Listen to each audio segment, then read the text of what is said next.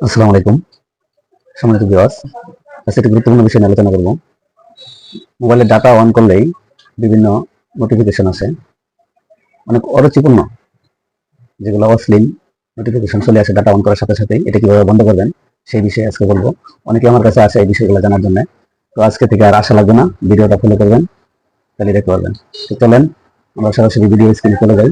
তো প্রথমে আপনি যে কাজটি করবেন, গুগল ক্রোমটা ওপেন করবেন। ওপেন করার পর উপরে দেখবেন 3 ডট আছে, 3 ডটে একটা ক্লিক করবেন। ক্লিক করার পরে তার নিচে দেখতে পারবেন একটা সেটিংস আছে, সেটিংসটাতে একটা ক্লিক করবেন। এরপর একটু ট্যাপ করবেন, ট্যাপ করে উপরের দিকে উঠবেন। ওটার পর দেখতে পারবেন নোটিফিকেশন, নোটিফিকেশন একটা ট্যাপ করেন। এরপরে দেখেন অনেকগুলো সেটিংস অন করা আছে, আপনি প্রথমটা থেকে অফ করে দেবেন। বাস আপনার কাজ শেষ। এবার দ্বিতীয় ধাপে আমরা যাব। তার আগে আমরা এখান থেকে বেরিয়ে পড়ব। বেরিয়ে আসছি। এখন আমরা যাব সেটিংসে।